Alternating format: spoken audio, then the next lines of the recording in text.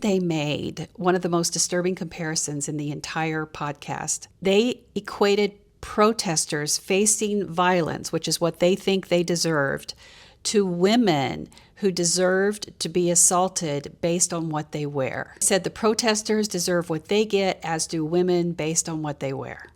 Buckley used a horrific, disgusting slur twice to describe Kamala Harris. That is so degrading. I will not repeat it here. Tucker laughed about it. Then we finally arrive at what they claim are their breaking points with Trump.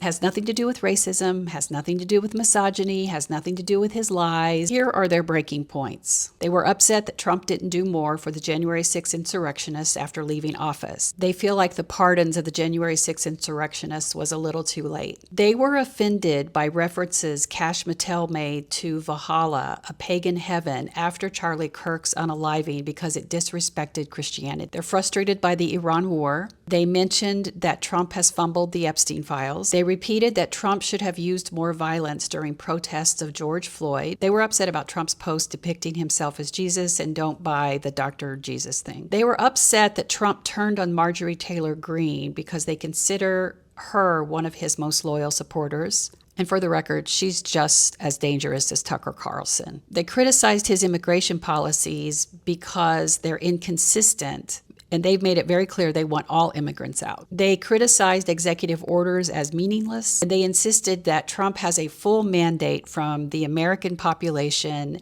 and Democrats would never admit that. They floated the idea of the 25th Amendment, and they claimed that future elections will be corrupt. And because of that, Trump is on his way out. And then, after all of that, 2 hours into this podcast, this is what Tucker Carlson said. It's like in very small ways, but in real ways, you and me and millions of people like us are the reason this is happening right now. It is a moment to wrestle with our own conscience. I'm sorry for misleading people. It was not intentional. Anyway, that was it. That's the extent of his apology. After 2 hours of setup where he positioned himself as a victim. You can find this entire video on my other channels. Be sure to subscribe to be notified when my latest teachings become available.